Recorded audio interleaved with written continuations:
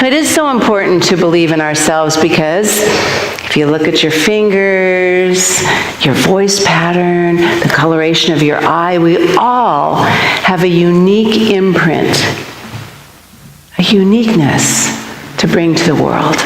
And it's important we believe in it because each one of us, again, no matter how big or small it seems, has an important part to weave together this fabric of life, this special gift we've been given. So we're talking about freedom today because freedom is our divine birthright. As Ernest Holmes says, it's what is inside of all of us. We're here to be free.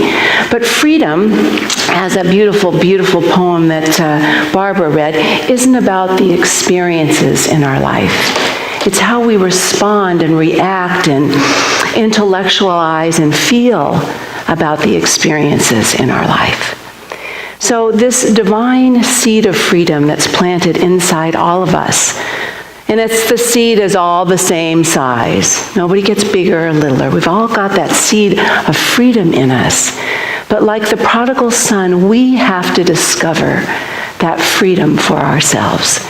And so the freedom we're seeking is not the outer journey, which is sometimes the expression of freedom, but it's the inner journey we're talking about this morning.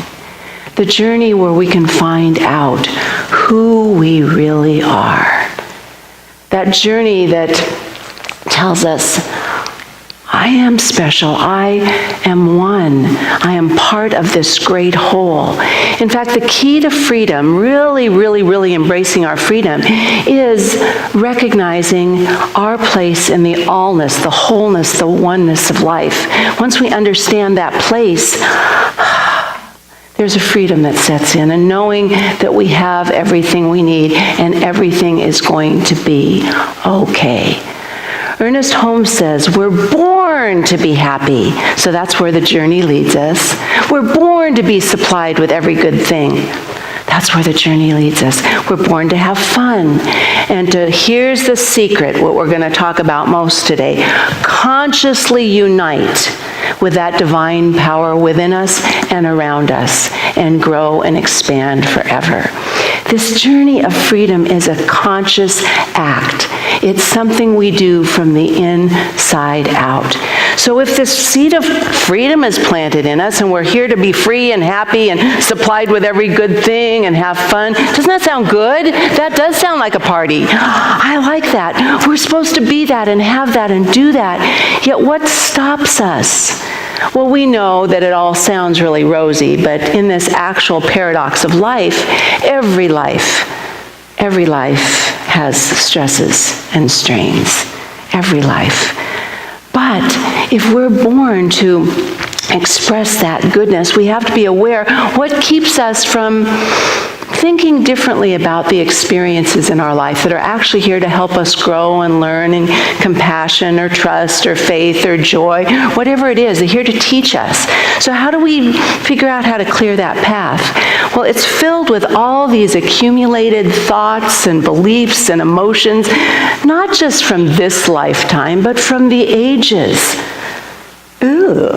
I mean, can you feel that? Some of it's really good, but some of it's really heavy. We've been carrying it for a really long time. And so we've got to figure out what those, I'd say the ones we don't want to, the accumulated thoughts of doubt or fear or worry or anxiety or judgment, what one of those do we not want? You see, some of them we've brought on ourselves because of the way we look at life, how we interpret things, how we only take a part of life and make a judgment about it.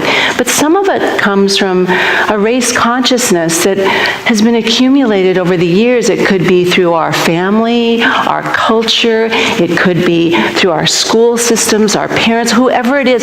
We've accumulated this baggage of stuff, but I've got some really good news this morning.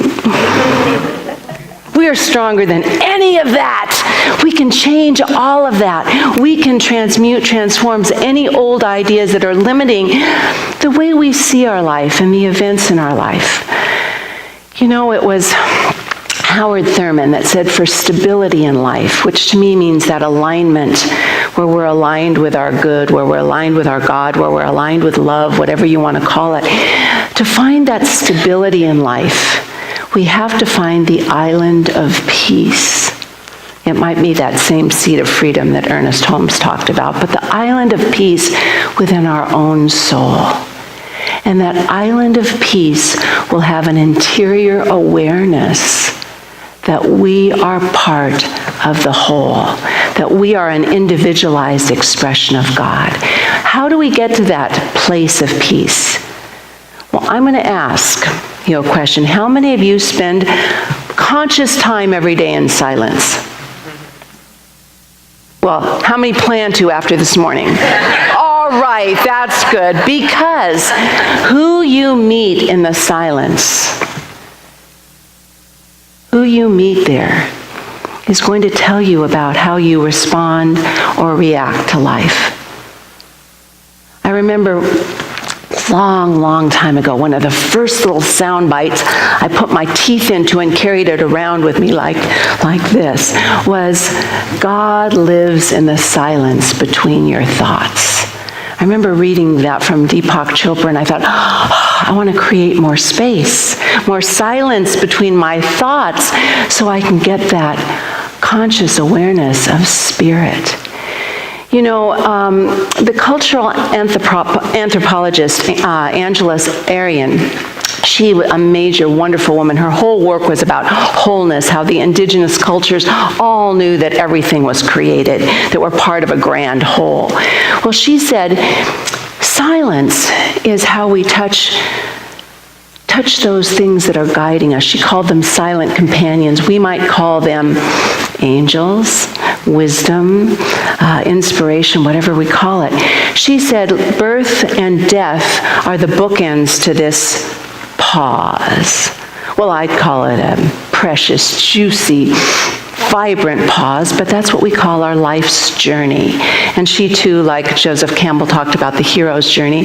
But she said that as we're in this pause place, when we take silence, on our right-hand side is the companion of destiny, or our birth, or why we came here. And when we get to that silence, we'll hear that little companion of destiny saying, are you using the gifts that you brought here? Are you doing what you came here to do? And it doesn't just ask once.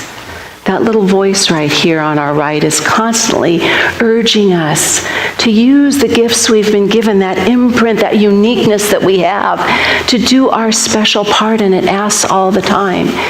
And then she says, in a silence, you will also have the companion of death that's reminding us how precious this stop on our eternal journey as spiritual beings is. And this companion will say, are you using your gifts well? Are you living this life well? Are you doing your best to be present and aware and in the moment? But we need the silence to do that. One beautiful man who knew plenty about silence, and he's on our wall here, but Nelson Mandela spent 27 of his years in a prison, and most of those in an 8 by 7 foot cell. Yet, he didn't come out of that experience with a cold, hardened heart. He said he came back better. And I was just reading some about him, and I two things that came to my mind is he had a poem that he had with him, and it was a poem from the Victorian age, and I'm not going to read the whole thing. Invictus, and William Ernest Henley, I think, in 1888 wrote it. But he carried this poem, he rewrote it, he read it, and he shared it with others whenever he could. But the last 2 lines, it encapsulated it. It talked a lot about the difficulty of experience in this life. But the last 2 lines said, I am the captain of my fate and the master of my soul. no matter where we are, no matter what the external experiences are, we have the power to choose. And for me, that's the greatest freedom. That is our freedom, is our power to choose. Would you agree with me that that's a pretty big deal? And we get to choose. We get to actually deliberate and evaluate and weigh our different choices, and then we get to decide which ones we want to choose, which I hope we're taking responsibility for. That's another choice we have, whether to take responsibility or not. But the great part, and girls, you'll be with me on this, we get to change our minds as much as we want. We don't have to keep that one thought and just hold on to it. We get to change our mind. And we all know from being in this teaching, change your thinking, change your life, because it is our conscious, deliberate choices about how we're going to look at things and experience things that shape our life. And they can shape it. If we want to change it, we change it right here and here, but we got to keep that pathway open. We got to keep the pathway open. And I truly, I want to share about, again, Angeles Arian, because I was reading quite a bit about her, and I love cultural anthropologists, because many of them have this giant worldview, because they've woven together all these different pieces of cultures, and they realize how similar they are, expressed differently. And she created a fourfold way, which she says is walking the mystical path with practical feet. I love that, walking the mystical path with practical feet. That's bringing spirit into form in our life. And she shares how we do this in a way that, to me, is truly the road to freedom. She talks about the different ways that all the cultures express in some way or another. And the way of the warrior or the leader is one. And to live as in the way of the leader or the warrior, which we're all designed to do, is we have to show up and be present. Show up and be present to what you're doing. Show up and be there and really be alive. And we're here, did any of you know we're here to be alive? That's kind of what it means, to show up and be present. And then she went on to the way of the healer. And she says, pay attention to what has heart and meaning. What has heart and meaning?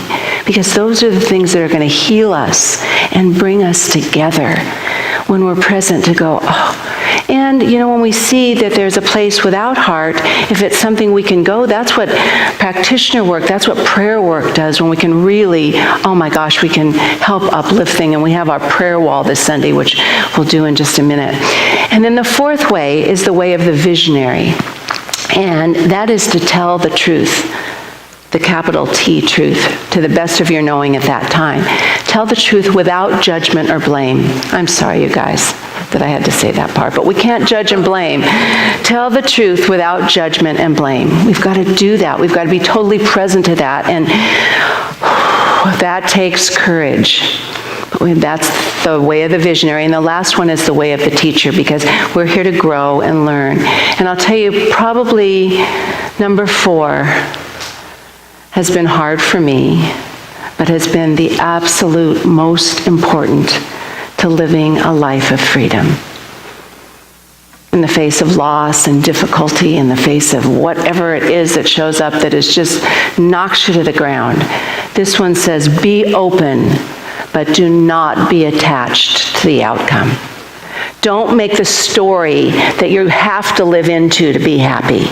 Yeah, we can have visions. We can have things we're working toward. Absolutely, that's what the be open means. Vision, think, but don't be attached if it doesn't turn out that way. And when we can let go of that attachment, for me, that's when freedom absolutely resounds.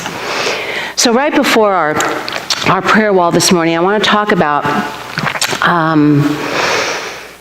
how we prepare ourselves, really, to be that special imprint. You all have one. Just look at it. Well, you can do a little fingerprint, but it's all there. Well, I think there's really 2 reasons that we are here in this pause, precious pause, juicy pause, amazing pause, evolving pause, learning pause. 2 reasons we're here. And one is to learn how to love and to express love. It's a journey. From the day we're born until the day we make our transition, it's all this opportunity to learn how to love and to feel loved and to give love in the face of adversity or criticism.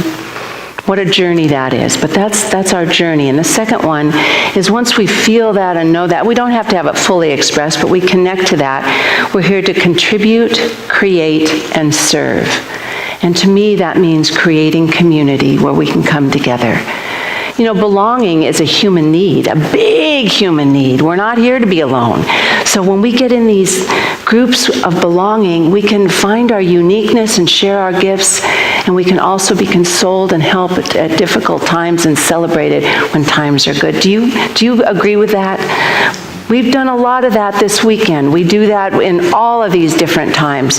We have times of consolation and prayer and healing and times of joy and celebration. We had a beautiful, fun walk for the Sacred Earth. Thank goodness it was flat this time. But we had a great time yesterday connecting with people and sharing and watching the baby geese. And it was just fun. It just reminded us of the importance of things. So to start our prayer wall this Sunday with those things in mind, I'm going to tell you one other thing. It's impossible to close your heart when you're in a state of gratitude. It's impossible. So we're going to start our prayer wall today just thinking of all that we're grateful for. All the good in this beautiful experience of life, all the joy that is here. Just feel that as our practitioners and ministers walk up and prepare a beautiful, beautiful line of prayer here for you this morning. I want you to be in that place of gratitude. Listeners are closing their prayers this morning. I simply invite you, if you've been here up in our prayer wall and accepted the gift of the presence of our practitioners and ministers, or if you've been in your seat and been holding your prayer and just knowing the truth of this existence and experience right now, I truly know for each and every one of us, I just know that we are free, we have forgiven, we let go, we release anything that hasn't been forgiven yet. I know for each and every one of us that we allow any of our doubts and fears just to be absolutely dissipated in the consciousness and faith of the all good of this experience. And I know for each one of us that we know in this moment that everything we dream and desire is being formed in a beautiful stereotype of spiritual energy right now, and we see it done, and we release all of these prayers to the infinite mind of good, of God, of love, of infinite intelligence right here, right now. We release it. We know it is done. We give great thanks, and it is together we say, and so it is. God bless you all. I hope you're still as joyful and happy as when you came in. You're a little quieter, but we want that joy and happiness to still be there. I love you. I bless each and every one of you. Keep those memories, and there's good thoughts coming as you just live your life fully, express fully all the love and beauty you are. Thank you, God, for all of you, and so it is.